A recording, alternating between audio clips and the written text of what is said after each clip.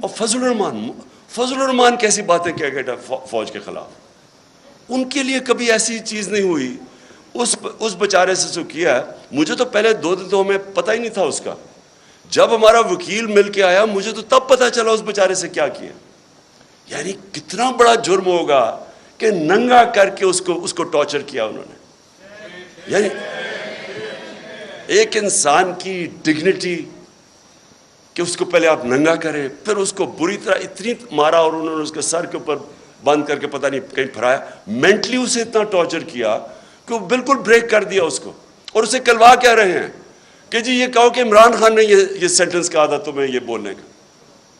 اس کے پیچھے اس کو بند کیا ہوا اور اس سے جو بیچارہ جو اسے حال کیا. مجھے تو یعنی میرے خیال میں کہ ہمارا معاشرہ ادھر گر رہا ہے، اللہ کرے کہ اس سے اور نیچے نہ جائے. مجھے تو شرم آتی ہے یہ کر کیا رہے ہیں. اور کر کیا رہے ہیں وہ ان چوروں کو اوپر مسلط کرنے کے لیے ہمیں ایکسیپٹ کروا رہے ہیں ان کو. سب سے خوفناک چیز یہ ہے، اچھا کوئی بہت بڑا منصوبہ ہو، کوئی پاکستان کی بہتری ہو، چلے جی ہم یہ آپریشن بھی ٹالریٹ کر لیں. یہ چور جو 30 سال سے ملک کو پیسہ چوری کر رہے ہیں، 26 سال میں ان کے اگینسٹ جہاد کر رہا ہوں، ان کو ایکسیپٹ کروانے کے لیے میڈیا کا منہ بند، خوف پھیلا رہے ہیں، لوگوں کو ڈرا رہے ہیں.